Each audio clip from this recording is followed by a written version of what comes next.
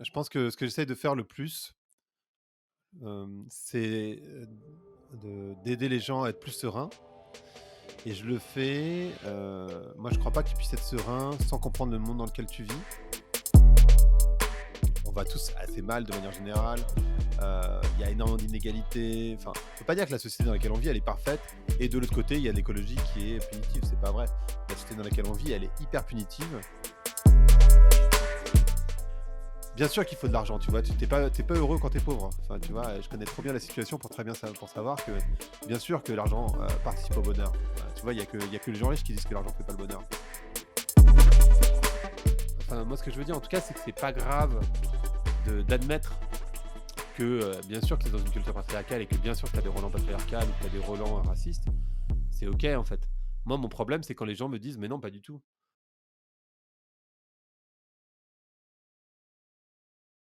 Zo, 1, 2, 3, on est live.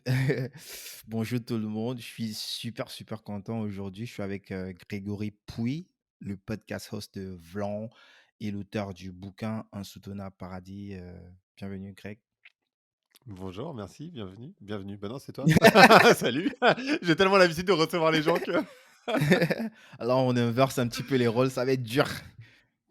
ouais, Tu vas, mais vas-y. tu vas, Je te tu suis. vas, tu vas passer. Je vais te cuisiner aujourd'hui. Moi, je rigole. Donc, Greg, moi, j'ai plein de sujets pour toi aujourd'hui, notamment, on va parler de ton podcast, bien évidemment. Surtout, on va parler de ton bouquin que j'avais déjà lu il y a quelques mois, mais pour l'occasion du podcast, j'ai dû revenir dessus pour noter certains points qu'on va échanger ensemble.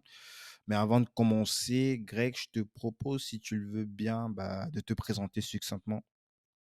Ouais, et ben, c'est toujours un peu compliqué cette question de se présenter, je trouve.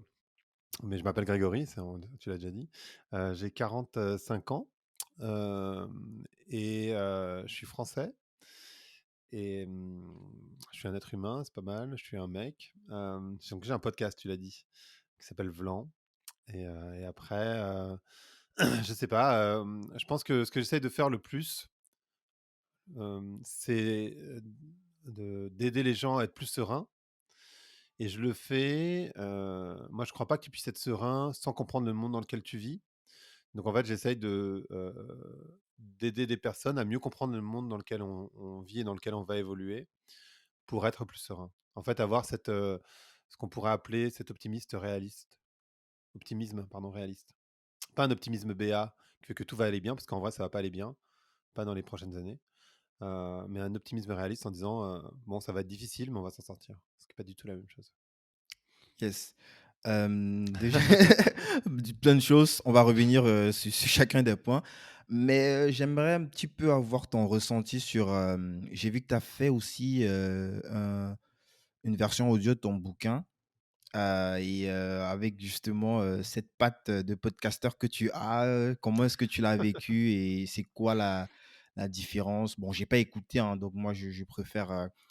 J'ai besoin d'avoir l'odeur du livre, j'ai besoin de toucher quelque chose. C'est pour ça que j'utilise par exemple pas Kindle, donc j'ai besoin de ça. Pour moi, c'est beaucoup plus parlant. Euh, Moi, j'aime bien les livres aussi. ouais. Donc, comment toi, tu as vécu ça Euh, et quelle différence que toi, tu peux faire entre ces ah bah deux formats? C'est pareil? c'est hyper différent parce qu'en fait, d'abord tu lis, et moi quand je fais un podcast, j'ai même pas de questions préparées, donc autant dire que je lis rien du tout. Mmh mh. Hem et lire, c'est, lire sans, être chiant parce qu'en fait c'est tout l'enjeu. Comment tu fais pour lire sans que ça soit trop pénible à écouter? C'est-à-dire qu'il faut que tu joues un petit peu, mais moi je suis pas acteur, et ben, c'est un exercice quoi et du coup on a fait ça sur, donc je sais pas combien il fait de pages le bouquin, 220 pages, on a fait ça sur Mmh. 3-4 matinées quand même. Moins de 300 C'est un pages. vrai boulot, c'est un vrai boulot différent, ça s'est fait en studio évidemment, et c'est un vrai boulot différent et c'est une vraie complicité avec l'ingénieur du son qui est de l'autre côté et qui écoute et qui te reprend. Parce que parfois tu sais que tu as mâché un truc Mmh. et en fait tu en as tellement marre que tu continues quand même et lui il te dit: «Non, non, non». Tu fais re Tu reviens, tu refais. C'est un peu comme dans les Donc studios voilà. d'enregistrement de musique, enfin, pour les rappeurs là et tout, on te reprend et tu es obligé de Ouais, refaire juste une petite partition exactement. et de refaire Ouais. semblant de continuer comme si tout était parfait avant, quoi. Exactement, exactement. Donc c'est un vrai exercice de style, en fait. Yes. Et comment toi tu l'as vécu? C'est quelque chose que tu pourrais te prêter au jeu? À nouveau, tu veux dire? Ouais. Ouais, sans aucun problème. Ouais, ouais. Bah, tu sais, on a fait ça entre Noël et jour de l'an, parce que c'est un moment où j'avais du temps. Mmh. Parce qu'en fait, ça bloque quand même, 3-4, après matinée intégrale, tu vois? Ah C'est quand ouais. même beaucoup de temps. Et donc on l'a fait entre Noël et jour de l'an et on s'est assez bien entendu. Il y a juste une fois, pour l'anecdote, où je suis arrivé en vélo et il pleuvait des cordes et je suis arrivé, j'étais trempé, mais trempé, quoi. Et du coup, je me suis mis pieds nus il m'a mis le chauffage, je me suis mis pieds nus parce que mes pieds étaient trempés, j'ai enlevé mes chaussettes, tout était trempé, quoi. Et du coup, je me suis mis en chaussettes, à pieds nus, dans le studio et j'ai mis mes chaussettes sur le radiateur, tu vois? Enfin, on avait cette sorte de relation qui était assez cool, quoi. Mais voilà, pour la petite anecdote, c'est pas un long fleuve tranquille. Je Il y a une partie de l'audio qui sera mouillée, quoi. Exactement, exactement. Yes. C'est vrai quand même que, après on va boucler dessus, hein, pour, la partie audio, audio livre, c'est pour certains bouquins, je prends le cas par exemple du bouquin de Sarkozy, je crois comment je me rappelle plus du titre. Je Bon, l'ai je peux lu pas c'est moi qui vais dernièrement là, t'aider là, j'avoue que je l'ai pas lu, je sais pas. Le temps des tempêtes, ça s'appelle. D'accord, Hem, je te crois sur je parole. ouais, j'imagine pas en fait une autre personne lire le bouquin parce que c'est tellement lui, c'est tellement, Ouais. une expérience personnelle et dans ton cas Moi, aussi, j'aurais pris c'est Barack Obama comme référence, mais oui. Barack Obama. Bon, j'ai pas non plus de Bah, il a lu son bouquin, Barack Obama. ah Tu ouais. peux écouter le bouquin de Barack Obama, lu par Barack Obama. Ça a de la gueule. J'avoue que Nicolas Sarkozy, ça me fait moins rêver d'un coup, mais Non, je vais pas rentrer dans la personne. Heu, En tout cas, ce que je voulais dire par là, c'est que, c'est assez parlant. J'imagine que ça va être c'est beaucoup plus intéressant de t'entendre, toi, interpréter, ce que tu as écrit parce que c'est ton propre vécu, c'est tes expériences à toi, c'est, ce livre, et on le voit pour ceux qui écoutent le podcast Blanc, on voit que c'est un petit peu comme, un ramassis. Est-ce que c'est péjoratif quand je dis ramassis? En tout cas, c'est un concentré, de mmh, plein de discussions, de des différents profils que tu reçois sur ton podcast et bien sûr de tes expériences personnelles aussi, tes voyages, tes ouais. lectures et c'est assez difficile d'imaginer une autre voix que la tienne, pour, interpréter justement, ces écrits. Ouais, c'est sûr. Je pense que oui, enfin, clairement, si ça peut être l'auteur, ou l'autrice, c'est quand même vachement mieux. Après, c'est pas le livre du podcast non plus parce que, à l'intérieur, tu vois, il y a des politiques, tu vois, il y a François Hollande, il y a pas mal de monde. Mmh. Il y a des patrons de boîtes que j'ai jamais reçus sur le podcast Mmh. et qui, sont par contre, dans le livre. Et en fait, ce que j'ai fait, pour certaines personnes, pas toutes, je les ai aussi enregistrés en audio, ce qui fait qu'en fait, sur le site web du livre, tu as accès à des audios, qui sont pas sur le podcast. Ah ouais, c'est original ça se Ouais. Sur, insoutenableparadis.fr, je pense, OK. .com, je sais plus ce que j'ai fait. Et en fait, tu as accès à 2-3 interviews en plus, Mmh. qui ne sont pas sur le podcast. On va mettre ça en Parce que par exemple, description. Pascal Desmurger, le PDG de la Maïf, Mmh. il n'est pas sur le podcast. Par contre, il est enregistré et il est, sur, le site de Insoutenable Paradis. Yes. On va mettre ça en description, ça c'est assez intéressant. Je te Et en fait, à la base, je voulais même mettre parce qu'en fait, pour la mémoire, je l'ai sorti, en mars 2020, donc juste avant le covid. mmh Et il faut se souvenir qu'avant le covid, le QR code était un concept, c'est-à-dire que personne ne les utilisait. mh. Aujourd'hui, tout le monde a compris comment ça marchait un QR code. Et à la base, je voulais faire, des QR codes où tu avais accès aux différentes conversations au fur et à mesure que tu avançais dans le livre, si tu voulais aller plus loin. Et je ne l'ai pas fait parce que les QR codes, personne ne les utilisait. Et maintenant, c'est sûr que si je devais le refaire, je réintégrerais les QR codes Mmh. qui te permettraient à chaque fois, qu'il y ait enfin, tu vois, une référence au podcast ou une discussion disponible, d'aller plus loin. Bon, après, du coup, ça te met trois plombes à lire le bouquin, si tu veux rentrer dans le détail de tout. Ouais. Mais en même temps, je trouve ça génial de pouvoir se dire, tiens, il y a ce mec, qui dit, cette chose et j'aimerais bien la réentendre dans le contexte parce que c'est l'interprétation que l'auteur en a fait, donc là, en l'occurrence, c'est moi. Mais j'aimerais bien avoir l'intégralité de la conversation, donc ça me permet de descendre en profondeur. Yes. Hem, Greg, moi je vais être assez cash avec toi, moi je suis assez, j'ai limite une allergie, lorsque j'écoute justement des personnes qui parlent d'écologie, pas que c'est pas un sujet, important, c'est hyper, hyper important. Il en va de l'avenir de notre planète, de de ce qu'on va laisser pour les prochaines générations. Mmh. Mais en fait, la façon dont ce sujet est traité en général par les médias, on a l'impression qu'on est en train de se faire sermonner, qu'on va nous expliquer la vie, on va nous expliquer, comment est-ce qu'on on doit manger, s'asseoir, vivre chez nous et tout, tu vois? Et lorsque ton bouquin, il est sorti, je te cache pas que j'ai eu cette première sensation, Je surtout comprends. avec, moi, je viens du Cameroun, je suis né là-bas, j'ai grandi là-bas, donc je suis vraiment un pur produit africain. Si je regarde un petit peu, on a à peu près 2 milliards de gens qui vivent, avec moins de 2 dollars par jour. Donc ces gens, ils s'en foutent de l'écologie, tout ce qu'ils veulent, c'est bouffer, c'est de donner à manger à leurs gosses. Donc tu pourras, leur expliquer ce que tu voudras, ils ne vont pas s'intéresser à ces Mais problèmes. en même temps, ils ont pas d'impact, hein. Donc en fait, leur empreinte carbone, l'empreinte carbone, d'une personne en Afrique, enfin, je sais pas, l'Afrique, c'est un continent, donc c'est un peu difficile, tu vois? Il y a tellement Mmh. de pays, enfin, il y a 35 pays, donc il y a 35 réalités différentes, mais et je connais pas celle du Cameroun spécifiquement, mais en moyenne, en Afrique, l'empreinte carbone, c'est 1 tonne par an par personne. En France, c'est 12 tonnes. Donc bon, si tu veux, heu, ouais, ils sont peut-être plus nombreux, mais ils s'en foutent de l'écologie. Ils souhaitent, mais en fait, techniquement, ils ont pas d'impact. Après, évidemment, ça dépend des pays, hein, mais en vrai, ils ont pas d'impact parce que, en fait, plus tu gagnes d'argent, plus tu pollues. Donc quand tu vis avec 2 dollars par jour, bah, tu pollues pas, en fait, Mais enfin, mais pas c'est pas beaucoup. justement ça, le fil conducteur. Ils ont tendance, on parle de pays émergents, si on fait un peu le parallèle avec la Chine qui, a de cela quelques années, était quasi moi je me rappelle à l'époque, on envoyait des dons. Le Cameroun envoyait des dons en Chine. Le Cameroun, on envoyait des dons en Chine pour permettre aux gens de ouais, c'est véridique ce que je suis en train de te dire. Donc Non, non, mais bien sûr, si ouais, on je essaye de comprends. faire le parallèle, en tant que pays émergent, on a tendance ou on a vocation, tu vois, les pays du Sud, les pays africains à éventuellement, grossir, mais en utilisant justement les pratiques qui ont été, celles de, la révolution industrielle, ce que la Chine a fait, tu vois? Et forcément, même si on n'est pas représentatif des pollueurs d'aujourd'hui, on est les potentiels grands pollueurs de demain. Et Ça, en c'est vrai. utilisant comme argument le fait que ben, vous avez passé des années à polluer et pour vous développer, et lorsque c'est notre tour, ben, vous nous faites des remontrances. Nous, on voudrait, un peu comme ce que la Chine fait, tu vois, à notre tour, ben, euh, nous développer en utilisant les mêmes moyens que vous avez fait et puis éventuellement réfléchir plus tard si on pourrait mettre en action des éléments pour permettre, en tout cas pour penser à l'avenir de la planète, quoi, tu vois. Donc, Ouais, ouais, bien sûr, mais moi, c'est- enfin, pardon, je te coupe, ouais. mais vas-y.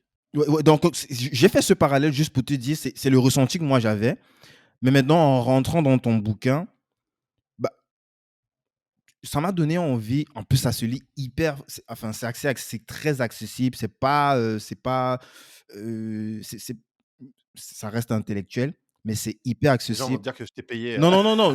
Moi, je parle de ce que moi, je parle de ce que c'est mon ressenti en moi, tu vois. Ah, c'est cool, Et merci. justement, en lisant le bouquin, j'ai pas eu cette sensation.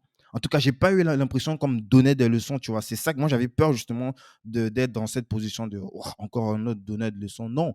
Et ça, c'est même dans le petit, enfin, c'est un petit caractère, mais moi j'ai plutôt l'impression, c'est ça qu'il fallait mettre en gros caractère, quoi. Le Ouais, sous-titre? le sous-titre là. Puisque j'ai pas, moi je suis resté juste sur Insoutenable Paradis, mais le sous-titre, il veut tout dire, quoi, tu vois. Sans sacrifier, en fait, sans tout sacrifier, et ça veut tout dire. Donc, Ouais.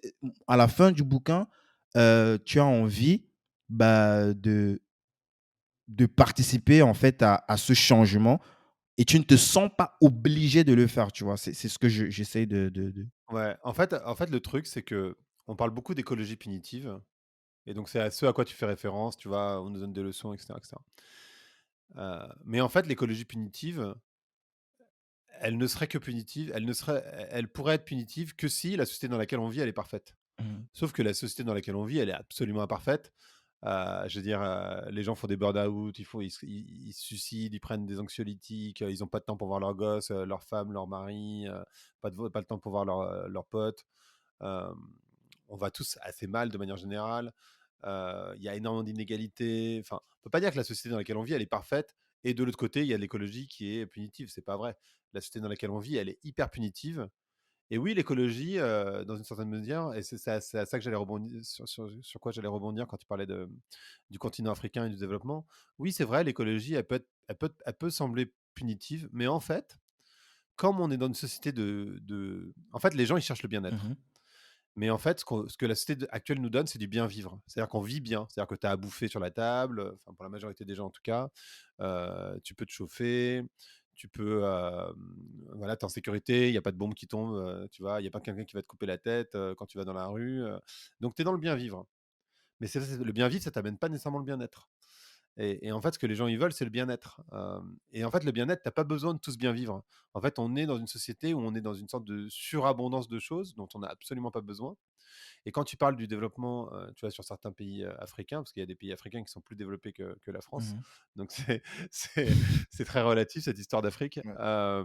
C'est très Heu, protéiforme aussi. ouais, c'est très, très protéiforme, faut faire attention. C'est pour ça que je déteste parler de l'Afrique comme d'un pays, parce que Mmh. c'est clairement pas un pays, hein, c'est un continent avec, autant de différences, qu'il peut y en avoir. Hem, mais en fait, le développement, c'est pas un problème. La réalité, c'est que le développement, c'est pas un problème. Ce qui serait un problème, c'est qu'ils tombent dans le même piège que nous, de la surabondance, de ce confort qui, en plus, n'amène absolument pas de bonheur. Tu vois, le fait que les gens, ils aient, une voiture individuelle par personne, tu vois, ce mythe de la liberté par la voiture, le fait que, les gens, ils aient, 15 000 écrans en permanence, tout ça, ça mène pas, c'est du bien vivre, mais c'est pas du bien-être, tu vois? Et en fait, on est allé trop loin dans ce sens-là. Et en fait, moi, ce que je défends, c'est que si tu changes ton rapport au monde, bah, en fait, tu déconsommes naturellement, et en fait, c'est même pas une souffrance, c'est pas un sacrifice, parce qu'en fait, en vrai, l'essentiel, il est pas là et tu le sais très bien. Simplement, tu fais ça parce que voilà, et parce que tout le monde le fait, et que voilà, et que bon, bon gré mal gré, tu vois, il y a une fille qui m'a dit ça un jour. Elle m'a dit, déjà que j'aime pas mon boulot, donc si en plus je gagnais pas bien ma vie avec, ça serait quand même chier, quoi. Et c'est exactement ça, c'est-à-dire que déjà que ta Ah, vie, en fait, j'adore t'es la pas bien, punchline. alors autant que tu puisses consommer un peu, quoi, tu vois. Ouais. Parce que sinon ça sert à rien, enfin, tu vois. Pourquoi tu vas courir dans une putain de roue de hamster, hein, si tu vois, enfin, si tu peux même pas en profiter un petit peu, tu vois, sinon ça sert à rien de courir dans cette roue. Il y a rien au bout de cette roue, en fait. Je pense que les gens, ils sont à peu près au courant quand même qu'il y a rien au bout. Donc, concrètement, bah ouais, bah tu consommes, tu vois. Et ça, en fait, ça peut se déconstruire. Et moi, je crois vraiment, que c'est ce qu'on est en train de faire en tant que société. C'est, déconstruire ce rapport et dire, bah en fait, moi, ce que je veux, c'est mon bien-être, et mon bien-être, effectivement, il est pas dans la surconsommation. C'est pas vrai. Yes. Hem, Et je suis pas dans la culpabilité, parce que moi-même, je suis clairement pas, enfin, tu vois, j'ai un Mac, je prends l'avion, de temps en temps. Enfin, je prends pas de long courrier, mais je prends des courts courriers, puisque je vais au Portugal et que je reviens à Paris de temps en temps. Je veux dire, je mange de temps en temps de la viande, voilà, tu vois? Je suis pas un énorme consommateur, mais enfin, tu vois, ouais, mais je il y a une consomme. Donc je suis grosse, pas, grosse évolution. Moi, je le dis parce que, bon, c'est ça aussi le truc avec, les gens qui créent du contenu, notamment, le podcast. Donc ceux qui t'écoutent, même si tu les connais pas de base, ils ont l'impression de de te connaître bien plus que sûr. toi, tu vois? Et moi, j'ai écouté surtout les premiers épisodes de Vlan, les 100 premiers épisodes. Là, on parlait beaucoup de marketing digital et en plus, toi, tu avais quand même une certaine avance, quoi, tu vois? Ah ben moi j'ai été, enfin, tu vois, je vais pas me la raconter, mais j'ai eu un blog qui était le premier blog de marketing en France. J'ai été considéré comme, l'un des plus gros experts en France sur le sujet, hein. Donc oui, je connais très, très bien le sujet du digital. J'ai cofondé une boîte dans la blockchain, dans le Web3 et dans les NFT en 2018. Mmh. Enfin, moi la tech, c'est un sujet que je connais super bien, et le marketing, c'est mon métier, donc le mix des 2, oui, clairement, Effectivement, je je connais bien. et quand on écoute justement, ces premiers épisodes et on regarde la personne que tu es aujourd'hui, c'est normal, tout le monde change, mais il y a une évolution, hem, j'arrive pas à bien définir, dans quel sens, c'est, tu ne mets pas en contradiction, en fait, ce que tu as eu à faire par le passé ou que tu continues de faire aujourd'hui avec, les nouvelles, en tout cas avec, l'évolution ou, la direction, en tout cas, que notre société est en train de prendre. C'est-à-dire, tu mets pas les 2. Tu mets je ressens pas, en tout cas, que tu mets 2 camps en opposition, mais tu cherches à trouver juste, un point de conjoncture, notamment, tu en parles aussi dans le bouquin, la façon dont tu interviens, tu interpelles les grands groupes, ou d'autres, personnes qui parlent d'écologie auront plutôt tendance à dire: «Bah, peut-être il faut à bas, je sais pas, Sanofi ou Coca-Cola», tu vois? Toi, tu vas plutôt on a l'impression que tu dis: «Bah, eux, ce sont les early investisseurs de tous les projets qui pourraient permettre, d'améliorer, notre écologie, notre planète, quoi». En fait, la société, elle est structurée en 3. Donc, tu as les politiques, les entreprises et les individuels. D'accord? Les individus, toi et moi. Les individus, ils ont un peu bougé. Les politiques, en fait, ils ont pas beaucoup de pouvoir. Dans une démocratie en particulier, c'est compliqué de faire bouger les choses. Et en fait, les entreprises, elles sont à la base du problème. Donc, faut pas oublier ça non plus, hein. Mais en même temps, parce qu'elles sont à la base du problème, il y a que elles qui peuvent le résoudre, tu vois? Enfin, il y a un moment donné, Mais pourquoi il y tu a pas dis que que elles qui les peuvent le entreprises, elles résoudre. sont à la base du problème? Puisque si on Parce que part sur parce la que parce définition, que ils répondent à un problème, peut-être le problème, en fait, c'est en nous, fait, c'est le consommateur. pourquoi je le dis? En fait, je m'appuie sur un bouquin, bon, c'est un néerlandais, mais journaliste au New York Times, donc le titre est en anglais, désolé, mais qui s'appelle Winners Take All. Et le mec a un nom imprononçable, donc je vais certainement pas essayer de le prononcer. Mmh. Euh, et en fait, qui te dit ça, et qui te dit, en fait, les entreprises, malgré tout, c'est elles qui payent mal les gens. Tu vois, enfin, quand on parle d'écologie, c'est aussi une écologie sociale. Le fait que les gens, qu'il y ait autant de différence entre le plus gros salaire et le plus petit salaire dans les entreprises, Mmh. c'est pas les salariés c'est pas les individus qui l'ont demandé, hein. Enfin, il y a jamais eu une aussi grande différence. Même si tu reprends 40 ans en arrière, tu vois, les différences étaient de 7-8. Mmh. Tu vois, il y avait un facteur de 7 ou 8 entre le plus petit et le plus gros. Mmh. Là maintenant, c'est genre 40, 50, 70. C'est complètement ouf en fait. Ouais. Et ça, c'est les entreprises qui l'ont créé. Le fait que on te fasse croire à travers le marketing que tu as besoin de ci, tu as besoin de ça, que si tu fumes des clopes, tu es plus cool. Alors ça, c'est plus vrai, mais si tu, par exemple, si tu as une grosse voiture, tu es un mec, tu es plus un vrai mec, tu vois, je dis n'importe quoi. Ouais. Mais il y a eu ça pendant des années, tu vois, qui était vachement sur le patriarcat. Euh, si tu vas être plus heureux si tu as une montre Gucci, tu vois, je dis n'importe quoi, je sais même pas si Gucci fait des montres, mais tu vois, toute cette logique hyper marketing, et c'est mon métier, donc je suis bien placé pour en Mmh. parler. Ça, c'est les entreprises qui l'ont créé. Et ensuite, alors, euh, donc elles sont à la base du problème, dans ce sens-là. Et puis, elles n'ont pas vraiment fait les choses, mais ça, on peut pas leur reprocher non plus parce que c'était pas dans la culture. Elles n'ont pas fait les choses de manière écologique, c'est-à-dire, il y a beaucoup, beaucoup d'impacts que les consommateurs ont et on leur reproche suffisamment. Tu vois, t'en parlais tout à l'heure. Mmh. Mais en fait, il y a la majorité des impacts que tu as, c'est des impacts involontaires. C'est-à-dire qu'en fait, le fait de vivre en France, par exemple, avec toutes les infrastructures qui existent, les routes, les hôpitaux, les écoles, bah, elle est là ton impact. En fait, l'impact d'un Français, majoritairement, très majoritairement, il est dans l'infrastructure. Et puis après, il y a les problèmes de design. Tu vois, le design, c'est. Alors, quand on parle d'écologie, on parle beaucoup d'énergie, mais en fait, il y a aussi un autre problème qui est l'eau, par exemple, et plein de ressources, l'eau potable, hein, j'entends, Mmh. et plein de ressources naturelles.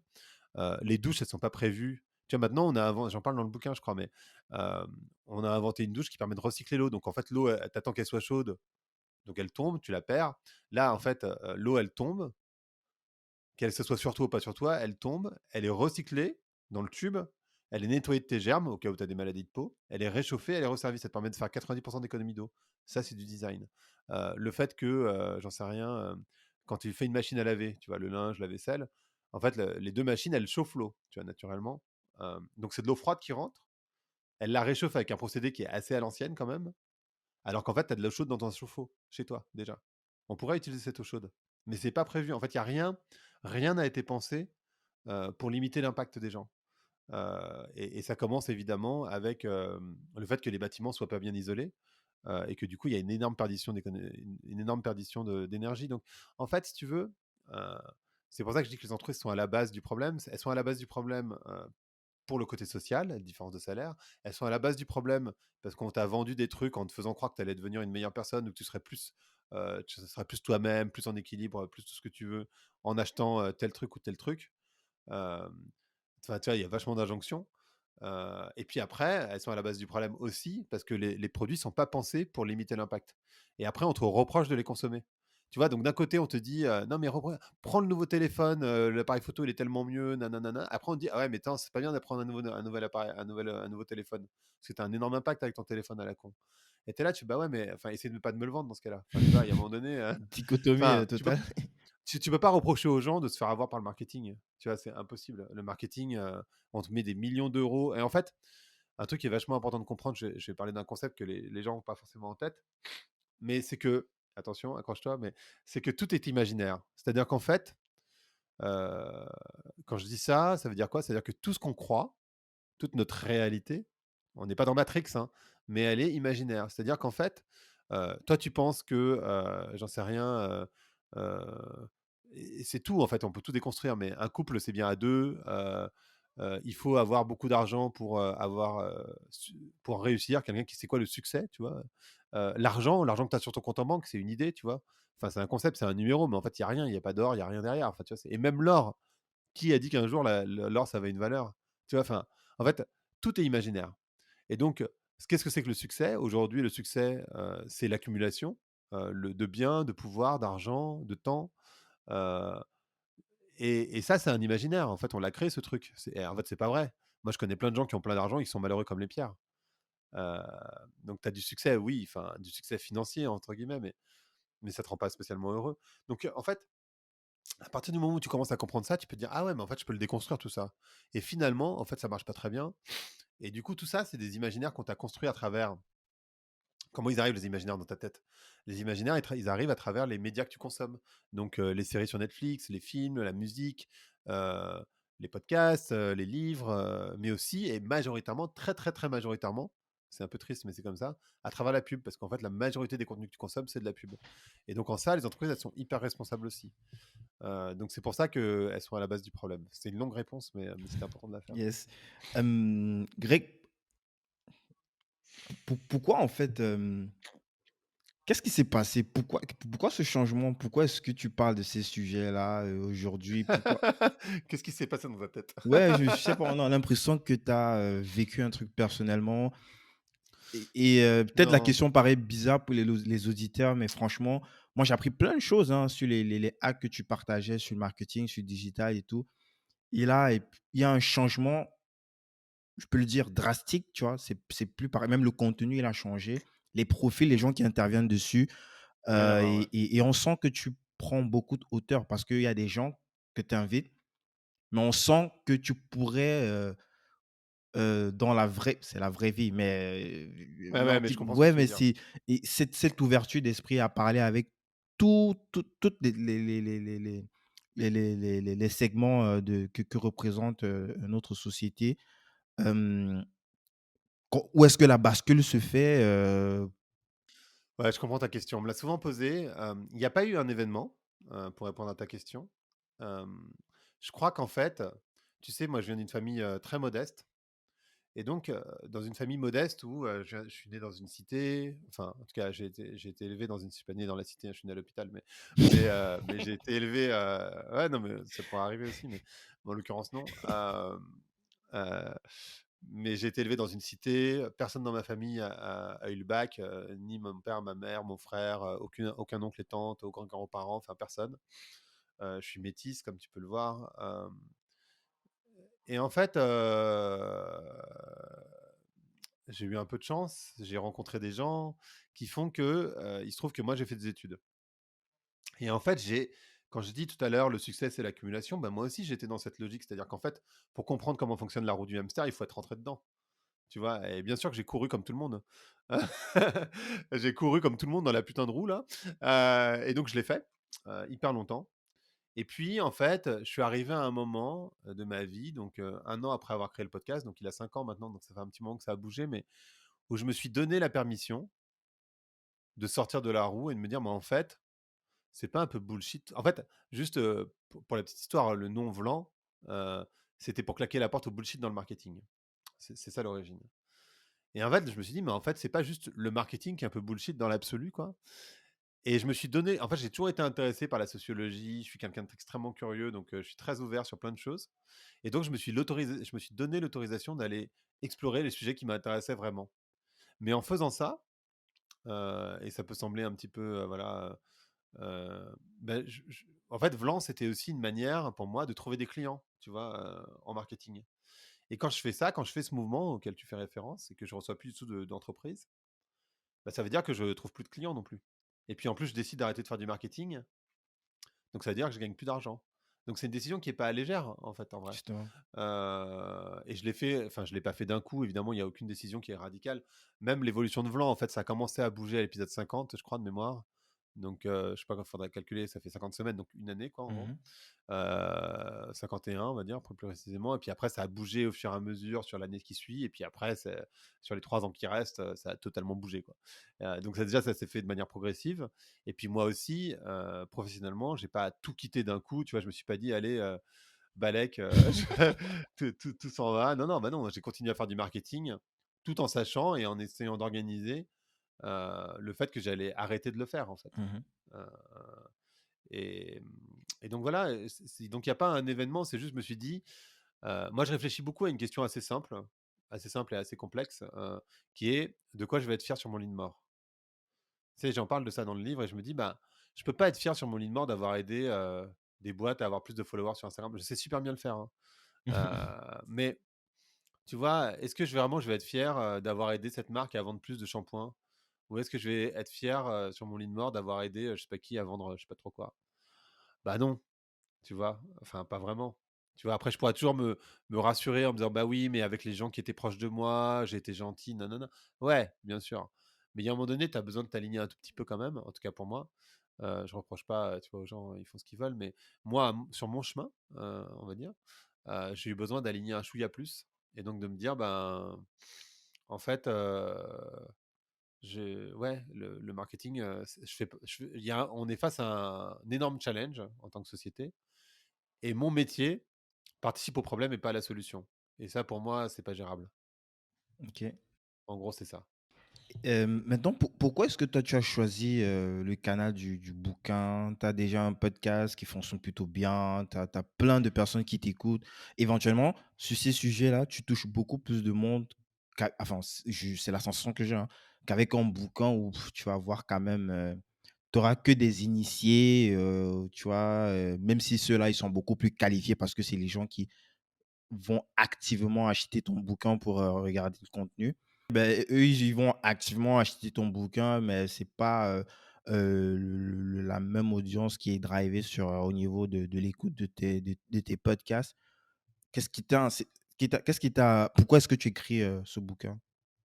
C'est une très bonne question. Il y a 2 raisons principales. Une première qui est très facilement avouable, l'autre qui l'est moins. La première qui est facilement avouable, c'est que écrire un livre, écrire de manière générale, ça permet de structurer tes idées. Donc en fait, il y a aucune autre manière que je connaisse en tout cas, qui te permet de structurer tes idées que l'écriture. Donc c'est génial. C'est-à-dire que tu vois, tu penses à plein de trucs, on a tous plein de choses dans la tête, mais le fait d'écrire un livre, ça t'oblige à les poser, à les structurer et en fait d'avoir une pensée beaucoup plus claire et beaucoup plus concise. Tu vois, en français, en anglais, on dirait beaucoup plus sharp. Mmh. Euh, et ça, c'est un exercice qui est génial et je l'avais dans mon blog avant, le fait d'écrire de manière régulière.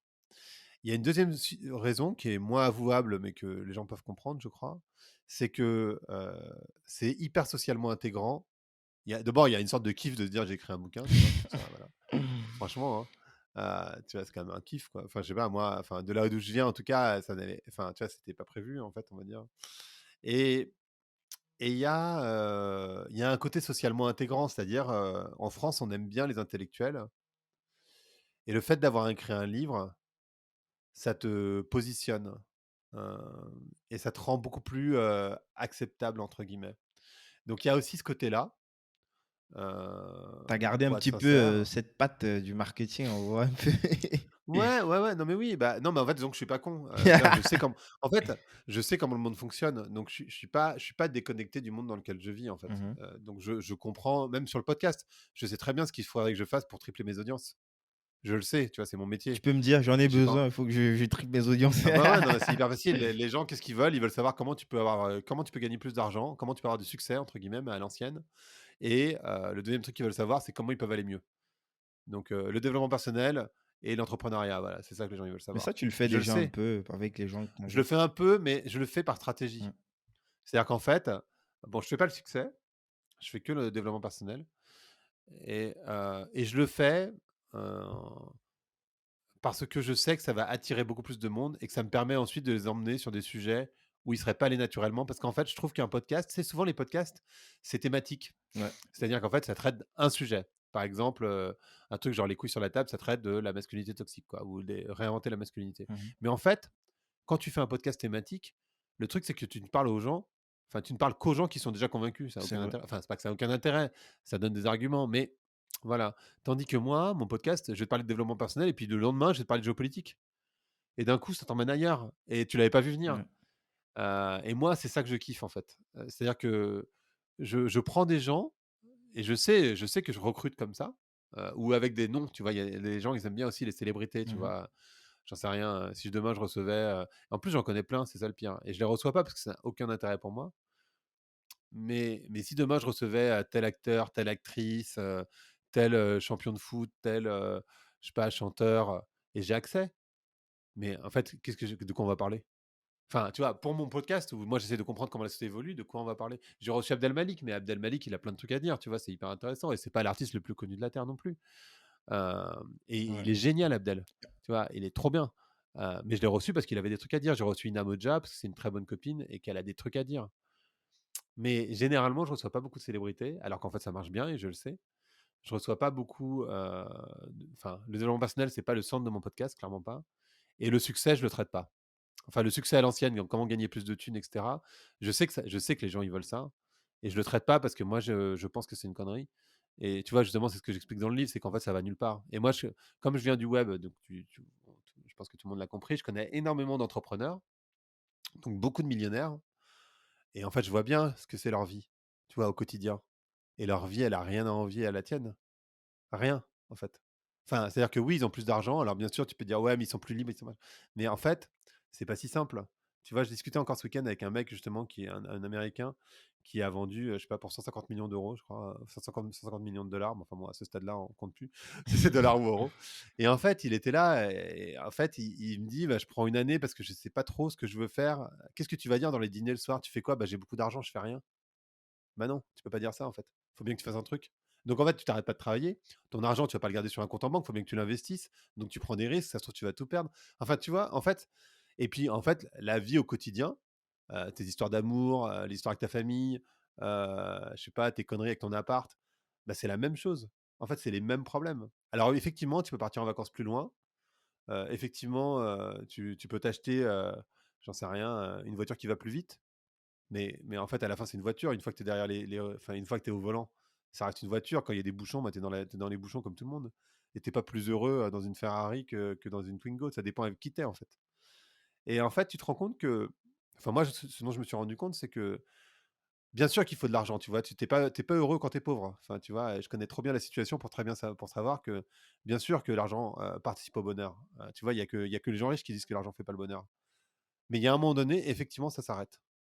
Et donc c'est pour ça que moi, enfin, les histoires d'entrepreneurs, ça m'intéresse pas des masses, surtout que c'est souvent la même histoire. C'est-à-dire qu'en fait, quand tu prends un peu de hauteur, en fait, ils racontent tous la même histoire, et c'est leur histoire. Et donc je suis pas en train de dire que c'est pas intéressant, enfin, c'est pas intéressant. Enfin, individuellement, c'est intéressant si tu Mmh veux, mh. mais à écouter de manière régulière, moi, ça m'intéresse pas.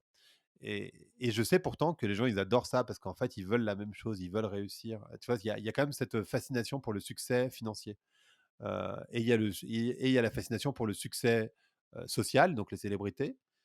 Et puis il y a le développement personnel, comment je peux aller mieux. Donc ces trois trucs-là fait que si tu fais ça, tu vas exploser tes audiences. Bon, est-ce que tu as envie de le faire? Après, c'est une autre question. Moi, je sais que j'ai pas envie de le faire.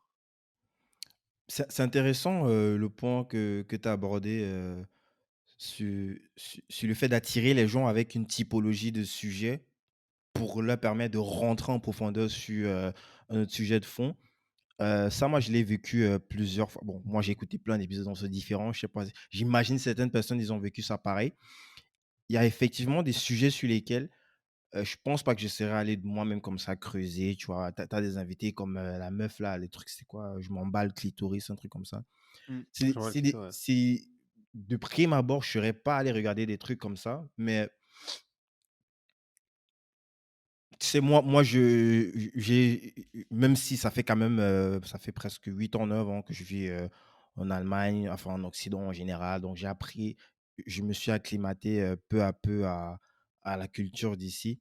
Mais d'où moi je viens, heu, il y a plein de souffrances dont en fait, on ne sait même pas que ça existe, tu vois? Tout quand on parle de patriarcat, de féminisme et tout, même si il peut y avoir encore, plusieurs segments dans le féminisme et tout. Le fait d'entendre, en fait, ces gens qui viennent sur ton podcast et qui en parlent, bah, tu te rends compte, en fait, déjà de nos différences et aussi, bah, de la souffrance des autres, quoi. Il y a surtout chez les femmes, il y a des en fait, tu es même pas au courant. C'est même pas que juste que tu sais qu'il y a une souffrance, mais tu en as rien à foutre. Tu sais pas que ça existe, tu vois? Je sais pas que ça Bah, existe. non, mais Plein de gars comme et moi, c'est on arrive, là, on est surpris que, tu ouvres la porte à quelqu'un et puis, limite, on a envie de te tuer, tu vois? Parce que pour elle, elle conçoit pas que tu mais on connaît pas, on n'a pas les codes, tu vois? mais en fait, c'est vraiment très vrai ce que tu dis. C'est-à-dire qu'en fait, quand tu es un homme et que tu es en l'occurrence, heu heu, dominant, en fait, tu es dans la classe dominante, c'est un peu moins vrai pour les hommes noirs, mais enfin, c'est quand même vrai dans l'absolu. Noir, je veux dire, en Occident. Mmh. J'imagine que sur le continent africain, c'est différent, ça, tu vois, c'est logique. Mais et encore que, je pense que quand tu es blanc en Afrique, tu es plus dominant que même aujourd'hui Ouais. encore. Enfin, je suis pas, tu vois, je connais Non, pas non, je vois ce bien, que tu veux dire, c'est vrai. mais Il y a j'imagine que c'est c'est encore le dans cas. l'inconscient, en tout cas, ouais. C'est ça, dans l'inconscient collectif, il y a ça. Et en fait, quand tu es dominant, tu peux pas te rendre compte de ce que c'est que la vie d'un dominé. Et en fait, par exemple, une femme, tu vois, elle sort, effectivement, elle doit réfléchir à comment elle est habillée. Tu vois, un mec, il se pose même pas la question. Enfin, il se pose la question vite fait. Mais jamais il se dit, tiens, je vais me faire attaquer, je vais me faire violer, je vais me faire tuer. Et jamais un mec, il se pose. Enfin, tu te poses même pas la question, en fait. Parce que enfin, oui, tu peux te faire agresser éventuellement, mais enfin, franchement, c'est un peu loin de ta tête. Tu vois, tu te dis pas, quand tu marches dans la rue le soir, tu te dis pas, putain, il y a un mec qui me suit, c'est chaud, il faut absolument que je trouve une solution. Moi, en tout cas, quand je marche dans la rue, je me pose aucune question. Ouais, c'est ça le La point, en réalité, c'est fait. ça. Tu sais même pas que ça existe. C'est ça le Mais point, non, tu vois? Et bien c'est sûr, des bien sûr. sujets, Et ça, c'est un petit sujet, mais en ouais. fait, il y en a des Le tonnes. plaisir, si tu en parles Ch plein de fois aussi, le plaisir féminin, je te jure qu'il y a plein de mecs comme moi, pour lui, ce sujet n'existe pas. C'est pas que on n'a jamais entendu parler de ça, quoi. Ouais, ouais, Limite, c'est mais ce qui est intéressant, c'est que c'est hyper bien amené et même si c'est, nouveau, merci. même si c'est quelque chose que des gens comme moi, en tout cas, enfin des gens comme moi, j'exagère, j'ai quand même déjà, avec le temps, j'ai appris plein de choses, mais il y a Ouais, plein mais de j'imagine. personnes qui, bah, pour eux, ils savent pas que ça existe et puis, ils ont besoin des fois juste qu'on leur explique, tu vois? Pas, juste de subir des remontrances, ils ont besoin qu'on leur explique, de C'est ça, comprendre faut les pas codes, pointer tu du vois? doigt, ça sert à rien. Ouais. Mmh. Faut pas pointer du moi, je pointe pas du doigt, je dis pas, «Les hommes, c'est comme ci, les femmes, c'est comme ça. Regarde, espèce de mec, tu te rends pas compte, nanana, tu qu'un connard». Ou les entreprises, c'est que des connards, ou les hommes, c'est que des connards. Enfin, tu vois, ça mène à rien ces conversations-là. En fait, les médias font ça beaucoup, tu vois, binariser les idées, mais le monde, il est pas binaire. La réalité, c'est que tout est complexe. Il y a des réalités complexes dans tout. Euh, par exemple, enfin, toutes les sociétés modernes, on va dire, elles sont patriarcales. Mais ça veut dire que et les hommes et les femmes ont une culture patriarcale. Enfin, la réalité, c'est quand même ça. Donc en fait, on est tous dans le même truc. Ça veut pas dire, moi, je suis pas Quand comme tu dis: ça, «Et mais on les est tous femmes», comme tu ça. pars du principe que, elles ont Mais intégré ah, inconsciemment mais complètement, que mais complètement. Enfin, tu vois, quand une meuf, par exemple, elle se dit que le mec, il doit absolument payer au resto. Quand, une meuf, elle attend que, enfin, quand c'est le cas, ça par hein, contre, nous, je on a dis pas que intégré quoi, que, ben, heu, ouais, mais en fait, c'est complètement patriarcal. Enfin, je veux dire, à quel moment le mec, il devrait payer au resto? Ça n'a aucun sens. Enfin, mais si tu le fais pour tes c'est comme tenir la porte, tu vois? Là, ce qu'on appelle, pas la courtoisie, mais la galanterie. la galanterie. La galanterie, c'est un concept complètement patriarcal. Et si tu le fais aux hommes et aux femmes, bah fine, ça s'appelle de la politesse en fait. Mais si tu le fais que aux femmes, bah là, c'est du patriarcat. C'est-à-dire que tu te dis que la meuf, elle est pas capable de tenir la porte toute seule. Et là, on a un problème. Et en fait, il y a des femmes qui attendent ça aussi. Parce qu'elles ont intégré les codes du patriarcat, comme Mais plein de trucs, tu vois? Enfin, la relation entre les femmes aussi, tu vois? La sororité, c'est un concept, ça existe pas très bien. Autant il y a de la Ça veut dire fraternité, quoi? il y a la sororité, c'est comme la fraternité, c'est les codes non dits entre les hommes. Tu vois? Il y a une vraie entraide entre hommes, Ouais. ça Ouais. existe. Par exemple, je sais pas, bon, peut-être que tu l'as fait, j'en sais rien, moi, c'est pas un truc que je ferais, mais heu, si tu as un pote qui sort avec une fille, tu vas jamais aller essayer de choper la meuf du mec. Tu vois? Il y a une sorte de code non dit entre les mecs, jamais tu feras ça. Enfin, a priori, c'est pas un truc, a priori, tes potes, tu respectes ce genre de choses, Mmh. en fait. Bah, ça, chez les femmes, c'est beaucoup moins clair. Tu vois, cette sororité, donc l'entraide entre femmes, il y a pas une sorte de code non dit entre femmes. Ça existe beaucoup moins. Maintenant, quand Donc tu le dis que, bah, j'ai plein d'histoires qui me reviennent en tête, c'est vrai quand même que cette problématique, c'est quand même plus chez les meufs, quoi. C'est tu vois mais oui, mais en difficilement. fait, la fraternité, c'est une réalité et la fraternité, c'est lié à, des croyances communes, il y a un respect entre mecs. Tu vois, il y a des trucs non dits où tu respectes. Tu vois, enfin, j'en sais rien, il peut y avoir des histoires, hein, mais tu vois qu'une meuf, elle est avec un. Je prends cet exemple-là, Mmh mh. mais ça pourrait être plein d'autres choses, hein. Tu vois qu'une meuf, elle est prise, elle est dans une bar, tu commences à t'intéresser à elle, machin, tu vois qu'elle est avec un autre mec, tu vas lâcher l'affaire. Mmh. Tout de suite, en fait, naturellement, tu vas lâcher l'affaire. Parce qu'il y a une sorte de respect, il y a une sorte de truc non dit entre mecs, qu'on appelle la fraternité, et tu vas pas le faire, tu vas pas aller plus loin. Majoritairement, hein, je dis pas que ça n'arrive pas, bien sûr que ça arrive, mais majoritairement, quand même, il y a ce truc fraternel entre mecs. Entre filles, c'est beaucoup moins clair, tu C'est vois. pas formel. La fraternité, c'est moins clair. Et la sororité, pardon, c'est moins clair. Et après, ça prend des démarches aussi dans le travail. Ça prend des, pardon, pas des démarches, mais ça prend aussi résonance dans le travail. Tu vois, les hommes, ils vont s'entraider dans le travail. Les femmes, elles vont pas nécessairement s'entraider. Il y a plein de trucs comme ça. Tu vois, les codes de la réussite, le fait. Enfin bref, il y a plein de trucs comme ça où la fraternité fonctionne, la sororité fonctionne pas. Et en fait, donc oui, bien sûr, les femmes, elles ont intégré la société patriarcale dont elles sont victimes, mais les hommes sont aussi victimes de la société patriarcale, mais les hommes sont moins victimes que les femmes de la société patriarcale, évidemment. Mais on est tous, par contre, dans cette culture patriarcale. Donc moi, quand il y a des mecs qui disent, mais moi, je suis pas pareil, ça me fait doucement rire, parce qu'en fait, on est tous pareils. Et bien sûr, mais comme tu as dû le remarquer, par exemple, moi, je suis né en France, et la culture française, c'est une culture qui est raciste, fondamentalement. Et donc, moi, je m'en rends compte parce que quand les gens ils me disent, je vois pas les couleurs, mais mec, moi, je suis de couleur et je les vois les couleurs.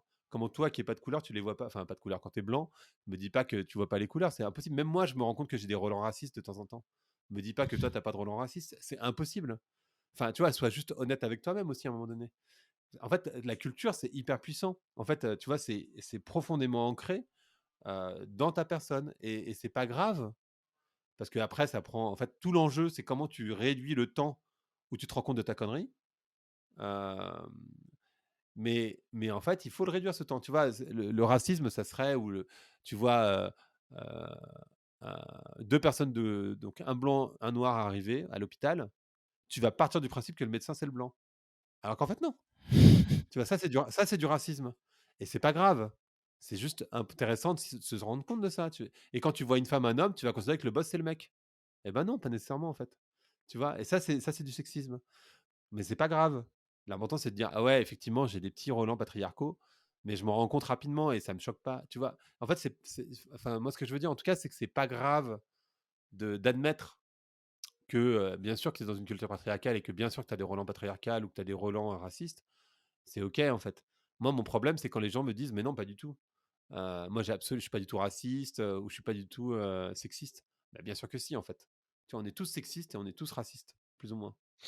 Et c'est assez intéressant ça. Bah, c'est on s'est légèrement éloigné du bouquin, mais en même temps, c'est aussi Ouais, lié. pardon. Tu en Ouais, parles tout est lié. aussi, c'est lié. Est-ce que justement ce serait pas, ce manque, des fois, du rôle modèle d'avoir comme ça des je sais pas des, Alors, les rôles modèles, c'est important, principalement pour ce qu'on appelle les minorités. Les minorités qui sont des majorités en général, hein. C'est-à-dire qu'il y a plus de femmes que d'hommes, il y a plus de noirs que de blancs, enfin, il y a plus de tout que de blancs, hein, d'ailleurs. mmh Les blancs, ils sont en minorité, dans l'absolu. Mais bon, on appelle minorité les gens qui sont minorés socialement, donc les femmes, les noirs, les jaunes, enfin les jaunes, les asiatiques, les arabes, etc., etc. Je dis les jaunes exprès parce que mais bon, c'était pas une remarque ça raciste on peut évidemment. comprendre. Heu Donc les minorités, ils ont besoin de rôles modèles parce que moi, par exemple, quand j'étais petit, je savais même pas que c'était possible. Déjà, je savais même pas que ça existait, ce que je faisais. Et j'avais moi, mon modèle d'homme quand j'étais petit, c'était, Jean-Paul Belmondo, si tu veux, et pas noir. Il y avait rien en fait, tu vois? Je j'avais pas de rôle modèle, et j'ai pris ce qu'il y avait quoi, tu Ouais, vois? Ce qu'on me montrait dans les dans les médias en films fait, et tout, ouais. concrètement. Dans les films, bah, oui, mais c'est parce qu'en fait, encore une fois, on revient à l'imaginaire, mais l'imaginaire, il se construit à travers ce que tu consommes. Donc les dessins animés, quand tu es petit en tout cas, les films quand tu es ado et cetera et cetera. Et en fait, ben, c'est après, c'est aussi les gens autour de toi. Bon, bah, moi, les gens autour de moi dans une cité, tu imagines bien qu'ils avaient pas des jobs de ouf, tu vois? Enfin, et donc j'avais pas de rôle modèle. Et puis après, mes profs me rappelaient, très bien qu'en fait, j'allais pas y arriver, que c'était pas possible non plus, quoi. Que je pouvais pas essayer d'aller plus loin parce qu'en fait, c'était pas possible.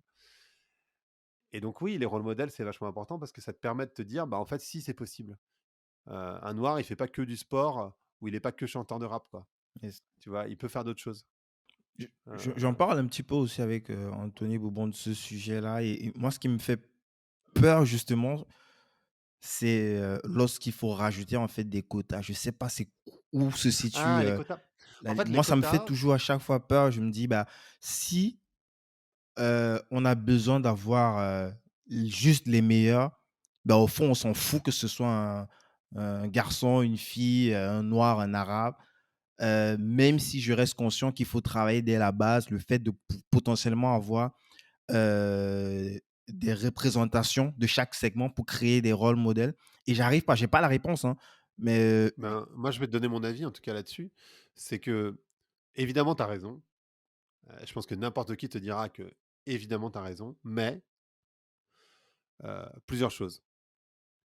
Pour ce qui concerne la fluidité sociale, heu, c'est prouvé en France, en tout cas, que, il faut 7 générations pour changer de classe. Donc en fait, il y a pas de fluidité sociale. Les riches, ils restent riches, les pauvres, ils restent pauvres. Donc en fait, si tu fais pas ça, tu vois ce qu'a fait Sciences Po, par exemple, bah, en fait, les pauvres restent pauvres, ils iront jamais à Sciences Po, c'est impossible. Tu vois, ça n'existe pas, en même fait. s'il y a un travail à la Donc base, même s'il y a un travail à la base, parce qu'ils savent même pas que Sciences Po existe, parce que en fait, t'as pas les codes, t'as pas lu les bons bouquins. Enfin, moi, je vois bien, quand je suis arrivé en prépa HEC, bah, moi, j'avais lu aucun des bouquins. Les gens qui étaient avec moi, ils avaient lu tous les bouquins, ils avaient même pas besoin de les lire, tu vois. Ils sont arrivés, nous, on avait genre 15 bouquins à lire, tu vois, pendant les vacances d'été, entre la terminale et la prépa. Moi, j'en avais lu aucun.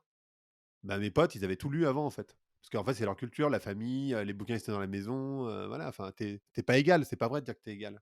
Enfin, quand les gens ils disent self-made man, mais tu vois, self-made man, c'est un concept aussi. Enfin, je veux dire, personne n'est self-made man. Quand tu es né en France, quand tu es né au milieu de l'Éthiopie, bah, c'est pas pareil en fait. Tu peux pas dire que c'est pareil, c'est pas vrai en fait. Et quand tu es né dans une bonne famille et quand tu es né dans une cité, bah, ou quand tu es né dans une famille où il y a deux enfants et quand tu es né dans une famille où il y en a huit, bah, c'est pas pareil. C'est pas vrai de dire que c'est pareil. Tu vois, donc en fait, il n'y a pas de self-made man. En fait, tu as, tout un contexte et les gens que tu rencontres. Voilà. Et en fait, les quotas, pour moi, c'est un mal nécessaire. Un mal, là où tu as raison, c'est que c'est un mal, mais c'est un mal nécessaire. Parce qu'en fait, si tu les fais pas, en fait, ça ne changera jamais. En fait, ça permet déjà de casser, par exemple, quand dans un conseil d'administration de boîte, tu commences à voir des femmes, tu commences à voir des noirs. Mais en fait, les gens et les autres, ils s'habituent aussi. Parce qu'en fait, à la base, enfin, si tu prends, même si on retourne 20, 30 ans en arrière, tu mets une femme dans un conseil d'administration, les autres, ils vont être là, genre, mais qu'est-ce qu'elle fait là, quoi? Elle est venue servir le café, pourquoi il y a une assistante au conseil d'administration? Enfin, ça va être ça la ouais, c'est réflexion, vrai.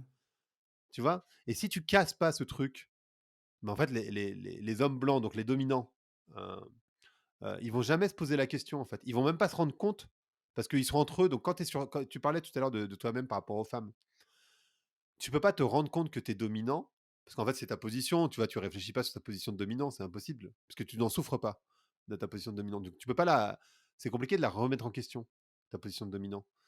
Mais donc, c'est important de faire face et de te dire ah ouais, tiens, c'est marrant, c'est vrai qu'il pourrait y avoir d'autres femmes, d'autres noirs. Et ça, en fait, s'il n'y a pas de quota au début, bah, tu casses jamais. Par contre, les quotas, c'est un mal nécessaire. C'est-à-dire qu'au bout d'un moment, il faut arrêter les quotas. Mais on en est loin de ce moment-là, en fait.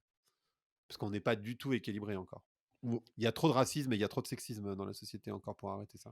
c'est hyper important ce que tu dis, mais en même temps, ça, je reste toujours j'ai toujours ce point d'interrogation. Si je te prends peut-être un exemple qui est drastiquement à l'opposé, je crois que c'était aux États-Unis, avec toujours cette même histoire de quotas dans les universités.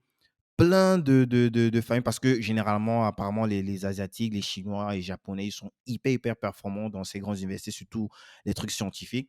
Ben là, avec ces trucs de quotas, ils se sont retrouvés exclus pour, en tout cas une bonne partie, pour, permettre d'intégrer justement, les noirs qui, justement n'ont pas ces opportunités-là.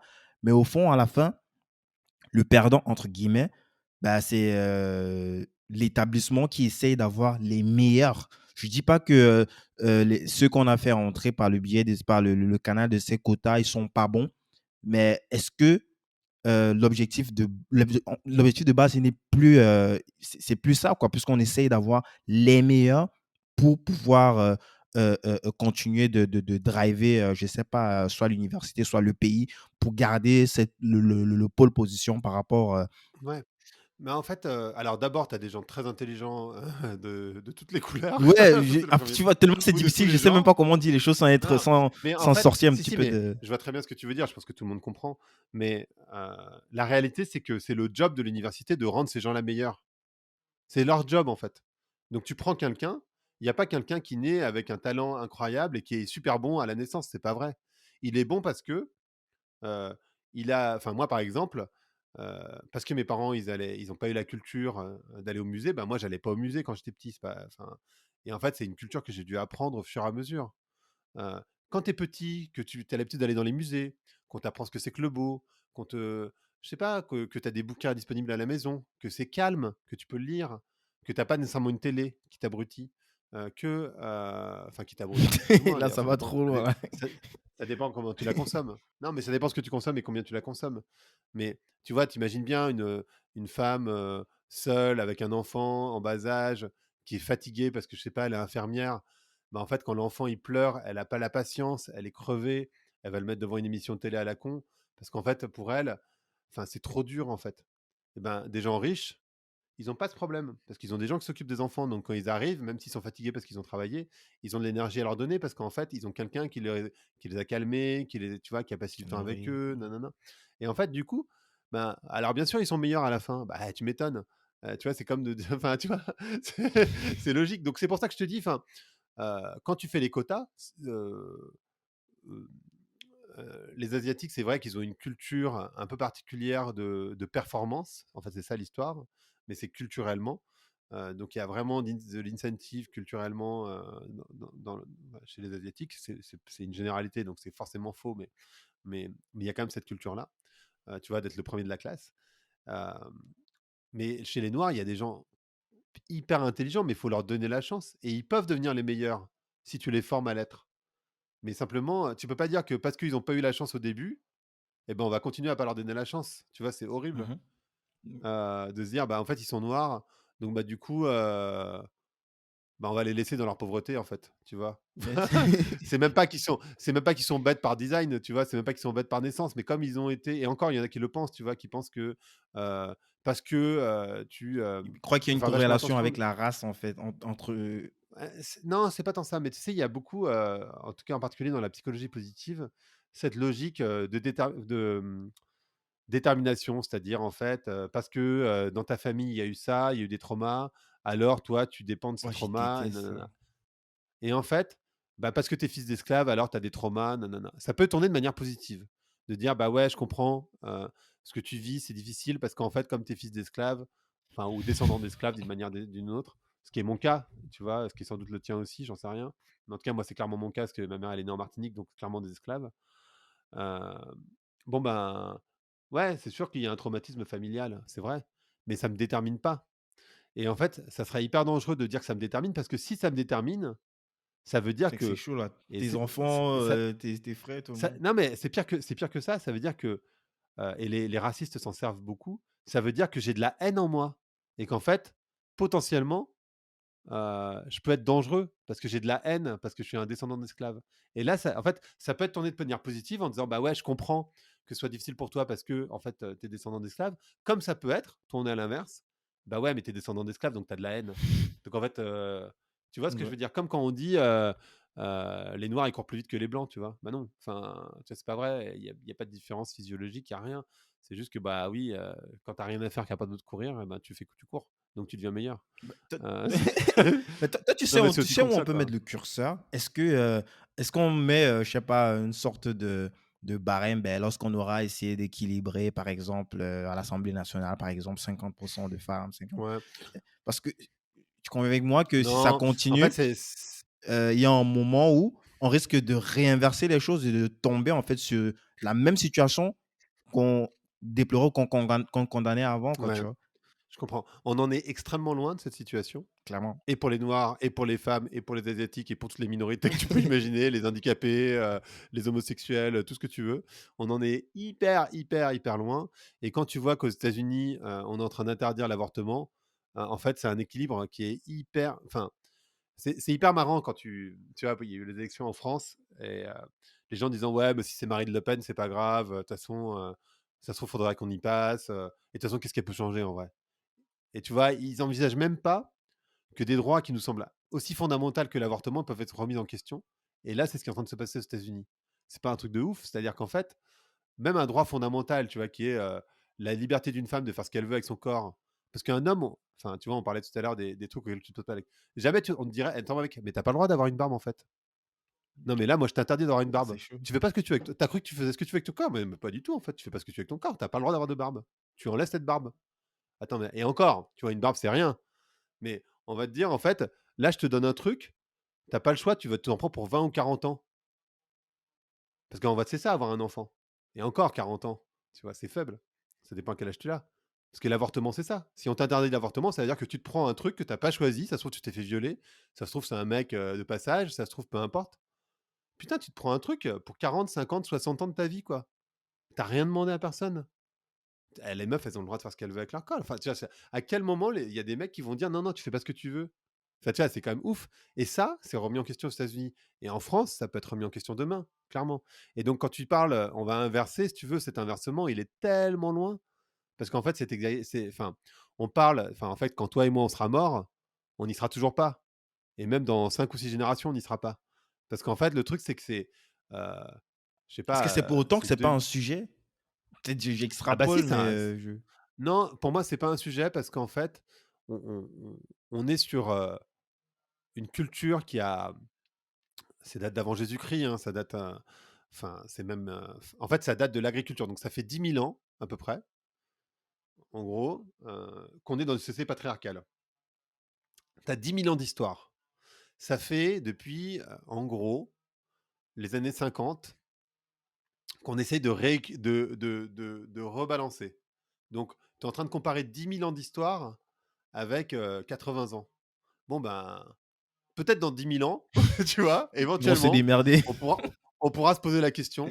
Mais là, dans notre vie à nous, clairement, on est loin de cette situation parce qu'en fait, on se parle de 10 000 ans d'histoire versus 50-70 ans, quoi. Donc, non, on n'y est pas et on n'y sera pas quand on sera mort. Donc, non, il n'y a pas de risque. Pour moi, c'est pas un sujet. Yes. On va quand même un peu rapidement revenir sur le bouquin. Sinon, l'idée, c'est pas non plus d'éplucher tout le bouquin dont les gens, pourront aller Non, lire non, non. et se faire, eux-mêmes leur propre idée. Mais ce qui est intéressant, c'est que, comme je l'ai dit en début d'épisode, c'est pas un bouquin pour donner des leçons. C'est, une analyse et en fait, c'est tu décortiques les choses et tu mets à disposition de tout le monde pour que chacun puisse s'en servir pour prendre les décisions pour soi-même. En tout cas, c'est comme ça que j'ai ressenti ça. Et moi, je voudrais qu'on revienne un peu rapidement sur la partie où tu parles des entreprises. Enfin, je n'ai pas trop envie de rentrer dans les politiques. Et ce que elles peuvent éventuellement apporter comme solution, contrairement à l'inconscient collectif qui. Alors, ce que les entreprises peuvent faire, d'abord, c'est. Enfin, il y a plein de choses qu'elles peuvent faire. Heu, d'abord, c'est. Enfin, il y a énormément de choses, donc on va peut-être pas rentrer sur tout parce Mhm, qu'il y a à peu près 12 points, mais je vais me concentrer sur 3. Hem, peut-être, c'est modifier la manière dont elles font leur comptabilité. Parce qu'aujourd'hui, en fait, tu sais, si tu reprends des économistes, des vieux économistes, mais même Karl Marx, mais je pensais à Adam Smith, on te dit finalement, l'économie, c'est quoi? C'est 3 trucs, c'est la terre, le capital et le travail. Tu vois, c'est un mix des 3. Et en fait, aujourd'hui, on est dans une situation où le capital a toute la valeur, le travail, pas vraiment, et puis la terre, en fait, ça n'existe pas. Enfin, tu vois, la terre, en fait, la nature, de manière générale, c'est une quantité, négligeable. C'est-à-dire qu'en fait, on considère même pas en fait, on considère que c'est gratuit, c'est donné par la nature, en fait, Mmh. quelque part. L'eau, enfin, voilà. L'humain, on essaye de réduire au maximum le coût pour faire bénéficier le capital. En gros, c'est ça. Et en fait, maintenant, on parle de triple comptabilité, où en fait, tu rétablis l'équilibre entre les hommes, le capital, la nature. Donc en fait, c'est revoir cette logique financière en redistribuant et en réduisant les inégalités, mais aussi en respectant euh, l'environnement, on va dire, enfin l'environnement, les ressources naturelles. Euh, donc ça, c'est la première chose. La deuxième chose, je crois, c'est de modifier le design des produits. On en a parlé un tout petit peu tout à l'heure Mmh. avec la douche, mais en fait, il y a des tonnes, ou la machine à laver, mais en fait, il y a des tonnes d'exemples partout, tu vois. Par exemple, on te dit, enfin, je sais pas si tu as vu ça, mais on te dit, il faut que, enfin, en fait, on te reproche de consommer les produits qu'on te vend. En gros, c'est ça. Parce qu'on dit: «Il faut que tu fasses du tri, en fait, tu as une voiture, ça consomme trop, il faut que, tu éteignes, je sais pas, quand tu sors de chez toi, il faut que tu fasses le tour de tes Tu fasses multiprises pipi sous la pour» douche. ouais, voilà, faut que tu fasses, pipi sous la douche, faut que tu enlèves, mais bon, ça, à la limite, tout le monde le fait, donc c'est pas un problème. Heu, il faut que tu enlèves tes multi enfin, il faut que tu éteignes tes multiprises avant de sortir de chez toi, mais qui fait ça, je veux dire? Alors que dans les hôtels, tu vas à l'hôtel, tu as une carte, tu l'enlèves, ça enlève l'électricité des éléments qui sont pas importants. Ça relève pas l'électricité du frigo, ni de la machine à laver, quoi que ce soit. Juste les lampes, machin. Bah ça, pourquoi il y a pas ça dans les appartes? Tu vois? Tout ça, c'est du design et en fait, les entreprises, elles ont un rôle majeur à jouer dans la modification du design pour réduire l'impact des gens. C'est-à-dire qu'en fait, les gens continuent de consommer naturellement, enfin comme ils le font aujourd'hui, sauf qu'en fait, heu, par design, on réduit ton impact. Ça, c'est 1000 fois possible. Il y a plein de choses. Tu vois, j'ai l'exemple de la douche pour l'eau, par exemple. C'est un exemple, mais en fait, il y en a des tonnes partout. Et puis la troisième chose, c'est les imaginaires projetés. Tu vois, je te disais tout à l'heure, nous, on nous projette l'imaginaire que si tu as une grosse voiture, par exemple, ou une grosse moto, tu es, plus un mec. Ou tu vois, je prends n'importe quoi, tu as un blouson en cuir, tu es plus un mec. Tu es un bad boy, quoi, entre guillemets. Enfin, ou Mmh. ça te donne un côté masculin, viril. Bah, ça, c'est totalement construit. Je veux dire, à aucun moment, parce que tu as un blouson en cuir, tu es plus viril. Ça n'a rien à voir. Pas parce que tu as une voiture à la con que tu es plus viril. Pas rien à voir. Enfin, tu vois, c'est pas parce que tu fais une roue en scooter que d'un coup, il y a une meuf qui va te sauter au cou. C'est pas vrai. Tu vois. Enfin, et donc, ça, c'est des constructions qui sont faites à travers la pub, entre autres, hein. Et je crois que les marques, elles ont un rôle majeur à jouer, par exemple, dans la construction des imaginaires. Et en fait, de rendre cool le fait de voyager en France ou de voyager de manière locale sans prendre l'avion, de rendre cool le fait de posséder moins, de rendre cool le fait d'être dans la circularité, Mmh. de pas posséder mais d'utiliser, par exemple ce qu'on fait avec les trottinettes, tu vois, ou les vélos qui sont en libre service. De rendre cool ça, bah ça c'est un imaginaire. Rendre cool le fait de marcher, tu vois, enfin truc simple, hein. D'aller en forêt, tu vois, plutôt que d'aller consommer dans un parc ou dans un magasin ou dans un centre commercial. Ça, les marques, elles ont un gros rôle à jouer là-dessus. Et après, là, je t'en parle de 3, mais parce que sinon, ça serait trop long de Ouais, rentrer dans le ouais. détail de Mais tout. alors globalement, Mais c'est ça revient à revoir globalement, justement leur marketing et est-ce que ça pourrait fonctionner étant donné que c'est basé généralement sur ce qu'est l'être humain en fait quoi? C'est basé sur les biais cognitifs, sur la façon dont nos neurones sont câblés, tout peut et fonctionner, bien sûr. En fait, ça peut fonctionner. Pardon, je t'ai coupé. Mais non, c'est pas de souci. ça peut fonctionner tout simplement parce que c'est ce que tu dis. Le cerveau humain, même si on se croit tous plus intelligents que la moyenne, en fait, notre cerveau, il n'a pas évolué en 10 000 ans. En fait, un cerveau, ça met, pour toutes les espèces, c'est à peu près la même chose, ça met 100 000 ans, 150 000 ans à évoluer. Ouais, les Ça gens, ils évolue vont avoir lentement. des difficultés à visualiser ce que tu es en train de dire. Mais non, parce Moi, qu'en je fait, conseille pour mieux, matérialiser ce que tu es en train de dire dans le bouquin Sapiens. Avec ça, tu réussis à prendre assez de recul sur l'espèce, en tout cas sur l'homo sapiens et les espèces dérivées. en en fait, ce qu'il faut comprendre, et c'est, tu vois, on se fait tous piéger, par exemple, par Instagram, Facebook, les réseaux sociaux. On dit, non, mais moi, j'arrête demain. Mais t'arrêtes rien du tout demain. Parce qu'en fait, ça fait appel c'est des neuroscientifiques qui ont bossé dessus. Mmh. Les notifications, heu, tout ce système qui fait qu'en fait, tu y retournes et que tu perds un temps fou, que tu vas sur Instagram, tu y vas pour chercher un truc et en fait, tu restes une demi heure. En fait, on te vole ton temps. En gros, c'est ça. Hem, En moyenne, je sais plus combien de temps on passe sur les réseaux sociaux, mais c'est monstrueux et en fait, c'est simplement parce que ton cerveau en fait, on sait très bien comment il fonctionne le cerveau des gens. C'est hyper facile, hein. Les neuroscientifiques, ils l'ont analysé depuis des années, tu vois? C'est Et en fait, on peut complètement te manipuler quand les gens ils disent: «Non mais moi je suis pas manipulable». Mais ta gueule en fait, parce que bien sûr que tu es manipulable. Moi je suis manipulable, tout le monde est manipulable parce que notre cerveau, en fait, oui, c'est peut-être un peu difficile à entendre, j'en sais rien, mais en fait le corps humain, la manière dont le corps humain fonctionne, il a pas évolué. En fait et c'est pour ça qu'on a du mal, c'est pour ça qu'il y a beaucoup d'obésité par Ou exemple, alors parce que il le fait de manger évolue, autant de mais ça p demande un certain temps, donc non mais ça prend plus qu'une vie quoi, tu vois? ouais, Pour ouais, qu'un corps il ouais, évolue. c'est pour Ouais, ça que c'est pour ça que c'est pour ça qu'on a je donne la référence du bouquin Sapiens, parce que là, ouais, quand tu toutes les évolutions, qui sont traitées à l'intérieur, ben, c'est à un temps qui est infinité enfin, qui est tellement grand. On va te parler de 50 000 ans ou de 100 000 ans pour, peut-être, quitter de la partie, où l'homme ressemblait au singe à quelque chose qui ressemble à l'être humain qu'on connaît aujourd'hui, en tout cas du point de vue physique.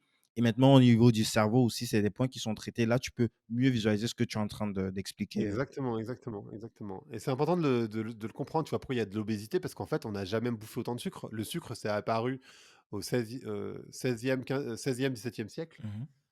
Et en fait, c'était un mets extrêmement rare que ton corps, ton cerveau, il adore le sucre. Notre cerveau à tous, hein. Euh, mais maintenant, on en a partout du sucre. Donc, d'un coup, t'en bouffes. Et en fait, si tu.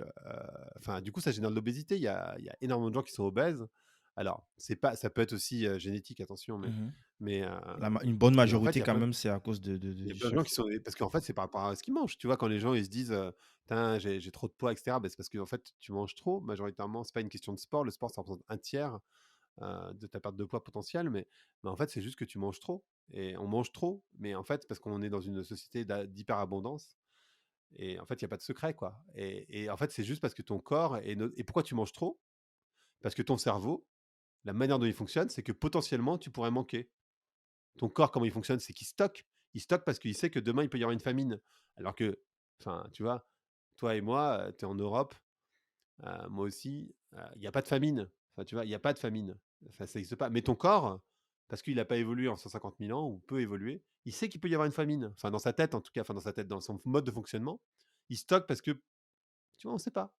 Alors qu'en fait, c'est plus du tout la réalité de notre société. Mmh. Et c'est ça, en fait, c'est ça qui est compliqué, peut-être, sans doute, à comprendre, c'est que effectivement, le corps, il évolue pas. Et pour les oiseaux, pour n'importe quel animal, c'est la même chose. Les corps, ils évoluent, enfin, oui, les corps, ils évoluent pas si vite que ça. Yes. Tu penses que les grands groupes, t'écoutent? Je sais que tu donnes souvent des conférences, et que, Ouais. tu as une relation plutôt, Les gens écoutent, tu sais pourquoi? Parce qu'avant d'être des grands groupes, c'est des humains dans un grand groupe. ouais, mais on sait tous comment ça fonctionne. C'est des Et grosses ouais, machines. Tu peux par avoir deux contre, trois personnes, deux trois gus là qui, disent: «Ah ouais, c'est cool ce que le mec dit», mais pour que ça remonte et que activement ça se ça déclenche, percole. ouais, c'est Ouais, alors ça, c'est vrai. En fait, ce qui est bizarre, ce qui est difficile, c'est que les plus grosses structures, c'est celles qui ont potentiellement le plus d'impact. Et en même temps, c'est les plus durs à faire évoluer. com Et ça demande, que la tête de la boîte, même si je crois pas trop aux organisations pyramidales, elle change. Elle change dans le sens, pas forcément que la personne change, mais en tout cas qu'elle évolue dans sa manière de voir les choses. ouais. Il y a pas de Parce que secret. si on prend par exemple l'exemple, je connais plus son nom, l'ancien boss de Danone qui a sauté là, il était plutôt dans ce mindset-là. Il avait commencé à Complètement. actionner activement des choses et bah, les grands groupes, ils reviennent toujours à leur réalité qui est la croissance, la croissance, la croissance. Alors, c'était pas ça le problème chez Danone, avec lui en l'occurrence. Le problème, c'est que c'était un très mauvais manager. Il traitait mal les gens. Ah ouais. C'est ça le problème. C'est pas les résultats financiers le problème. Le problème, c'est qu'il traitait mal les gens. Ah, c'est vrai que je Donc, suis pas allé en profondeur des sujets, ouais. mais Ouais, ouais, mais en fait, le souci, c'était ça. Mais donc, bon, c'est discutable pour Danone, en l'occurrence. OK. Ça a joué, hein, Mmh. je dis pas que ça joue pas, mais principalement, il a pas été accompagné par, la communauté des gens de Danone, finalement. Mmh. C'est quand même 80 000 salariés, Ouais, parce qu'il traitait mal les gens. OK. Yes. J'ai encore quelques petites questions là, je sais que je t'ai appris Vas-y. beaucoup de ton Ouais, temps. moi, il va falloir que je file de temps après. Yes. Donc, c'est quoi, c'est quoi les parties les plus dures, de ton job aujourd'hui ou de ta vie? De faire face à mes propres contradictions. C'est dur. Avec tout le recul que tu as, Hem, avec tout en tant ouais, mais j'ai qu'analyste culturel, oui, oui, mais j'ai quand même des contradictions, évidemment, comme tout le monde, tu vois? Il y a pas de secret. Donc ça, qu'est-ce qui est difficile? Ah,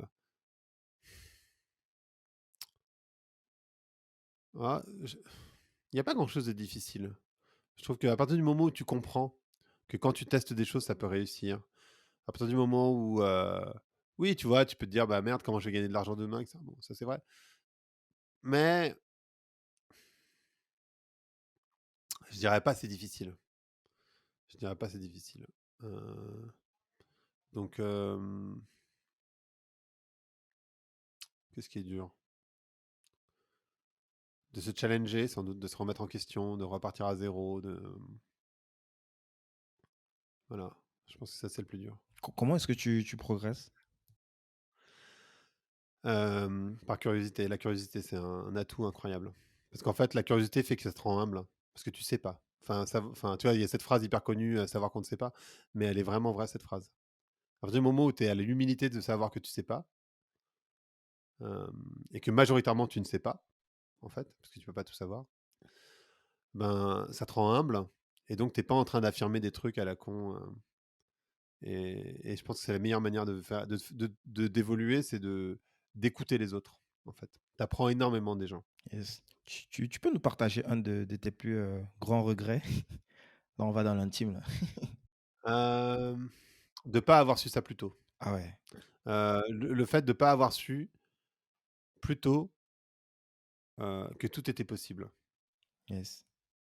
Parce qu'en fait, je l'ai appris par expérience et sur le tard. Parce que moi, ça a commencé en première et ouais, bien sûr, j'aurais adoré savoir ça. Moi, quand je vois des entrepreneurs de 25 ans ou 24 ans, 20 ans, voire moins, je trouve ça incroyable, tu vois? Je trouve ça génial, mais moi, c'est pas la vie que j'ai eue, je sais pas si ma vie, elle aurait été meilleure, tu vois? Sans doute pas, mais en tout cas, ouais, je trouve ça génial quand tu as 20 ans et tu te dis: «Putain, je lance une boîte».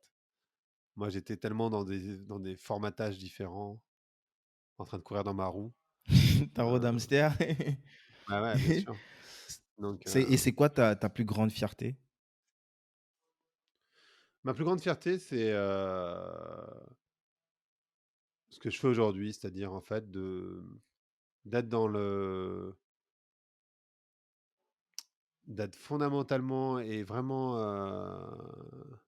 je dirais, sincèrement dans le partage, à tous les niveaux et en fait, de voir, ce que font des gens qui écoutent mon podcast dans la vie, ils ont plus d'impact que moi et ça me il y a Abdelmalik qui m'avait dit ça, il m'avait dit: «Tu sais, réussir, c'est au moins toucher une âme». C'est pas une question de chiffres, pour revenir à ce que tu disais au tout début. C'est toucher une âme. Si tu arrives à faire changer quelqu'un sur un truc, à la faire se sentir mieux d'une manière ou d'une autre, bah, en fait, tu as réussi et moi, ça, j'ai réussi 1000 fois Mmh. et ça me rend hyper fier, et ça me fait extrêmement plaisir. Yes. Bah, s'il y a un bouquin là, juste un seul à part ton bouquin que tu devrais offrir à quelqu'un, ce serait lequel? Ah, il y a un bouquin que j'offre beaucoup qui s'appelle, «Apprivoiser son ombre», C'est qui? C'est de qui quel auteur comme? je me souviens plus Je l'auteur, vais check ça, on va mettre dans mais «Apprivoiser son ombre», c'est un bouquin d'un Canadien, mmh et qui est sur, le concept donc c'est un bouquin de psychologie, mh. qui est sur le concept des ombres, donc plutôt, jungien Mmh. et c'est hyper intéressant parce que tu te rends compte qu'on a des ombres et que ne pas vouloir les regarder, c'est les nourrir. Mmh. Yes. Donc et c'est vachement important d'être au courant des ombres. Greg, est-ce que tu aurais un dernier mot pour, cette génération? Quelque chose d'impérissable, une bouteille à la mer? Ah, la fameuse, Ouais.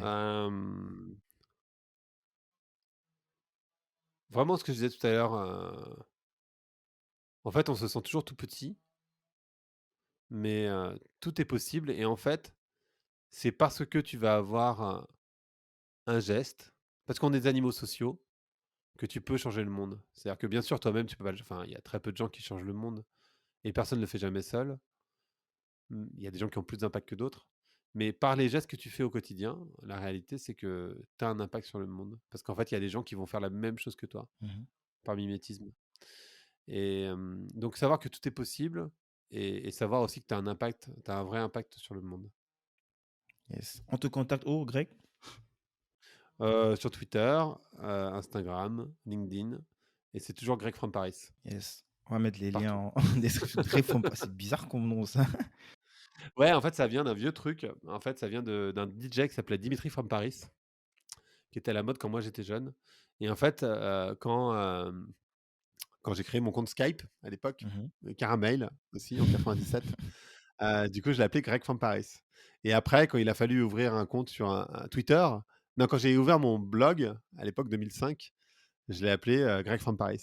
Et puis après, quand il a fallu aller sur Twitter en 2007, bah, je l'ai appelé Greg from Paris et du coup, c'est resté comme ça. Yes. Parce que c'était une sorte de truc que j'avais utilisé quand j'étais plus jeune, Ça, quoi. c'est particulier. Bah, tu vas rigoler sur ma dernière question. Elle est complètement inspirée de ton podcast. Je l'utilise depuis plusieurs mois. Euh, Écoute, Greg, ce podcast s'appelle Débrouillard. C'est quoi pour toi un débrouillard? Un débrouillard, c'est quelqu'un qui sait voir les opportunités et qui les saisit surtout. Là, tu as la référence forcément avec Blanc. Ouais, bien sûr. Mais en fait, c'est vraiment ça. En fait, la chance, tout le monde a de la chance. Parce que la chance, c'est savoir saisir les opportunités. Mhm. Et ça, en fait, pour saisir les opportunités, c'est pas. Il faut avoir appris à les observer et à savoir que c'est possible. Yes. Moi, par exemple, mon frère, il n'y arrive pas. Parce que c'est pas son éducation. Parce que son expérience de vie, c'est pas celle-là. Bah, je crois que ton frère, bon, ça, c'est en recherchant, hein. Il est masseur? Non, c'est pas. Il est tout chauffeur de bus à la RATP, mais oui, il est aussi ma sœur. Ah, ok. Nice.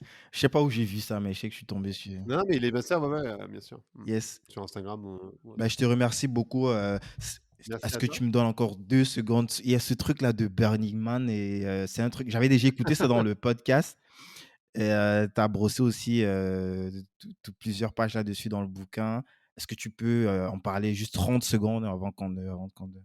Ouais, Burning Man, donc c'est pour ceux qui connaissent pas, c'est un festival de musique électronique dans l'Ouest américain, dans le désert. Et c'est une société utopique parce qu'en fait, donc c'est un festival.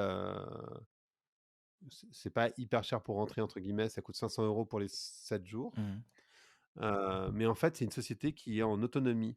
Donc en fait, il n'y a pas d'échange d'argent, il n'y a pas d'échange de rien en fait là-bas. Tout est donné, tout est gratuit. La bouffe, la nourriture, tout. Mais en fait, il faut que tu viennes avec ta propre nourriture, avec ta propre eau. Enfin, tout le monde vient avec cette capacité de se soutenir soi-même pendant les 7 jours. Mais après, quand tu te balades, en fait, il y a plein de gens qui te font des cadeaux en permanence. Donc, c'est une société gratuite. Et c'est aussi une société dans laquelle tu ne fais aucun déchet. Tu mets même pas d'eau par terre, rien. Dans le podcast, tu disais même que pour les chiottes, chacun vient avec ses plastiques et tout. Ouais, les gens repartent avec leurs excréments. Enfin, pas tous. Ça dépend parce qu'il y a des toilettes partagées qui sont nettoyées tous les jours, Mhm. plusieurs fois par jour d'ailleurs. Parce qu'on est dans le désert, donc C'est du grand et n'importe comme quoi. c'est quand même 80 000 personnes, donc tu vois, si tu nettoies pas les toilettes régulièrement, ça peut vite devenir assez inhabitable pour le coup. Mais en fait, tu repars en tout cas avec tes déchets. Yes. Tu repars avec tes déchets, tu repars avec tout. Il y a rien qui reste sur le sable à la fin. Écoute, Greg, Et tout le monde je respecte. te remercie pour ton Voilà. temps. Donc, on rappelle Merci à toi. Un soutenant paradis, disponible sur la Fnac. Je vais mettre tous les liens en commentaire, Ouais, en bah, description. partout. Et aussi écouter le podcast Vlance et il y en a pour tout le monde. Il y en a vraiment. Je dirais que tu parles de tout sur ce podcast. Et c'est comme tu te définis toi-même, quoi. Tu analyses effectivement la culture, la société et il y en a au niveau des profils une variété. On peut être pour, on peut être contre ces personnes-là, mais au moins ça reste intéressant de prendre la hauteur comme Greg et d'écouter ce qu'elles ont à dire et de se faire sa propre idée à la fin, quoi. Merci Mmh, encore, mmh. Greg. Merci à À toi. très vite. À plus. Bien, à plus. Ciao.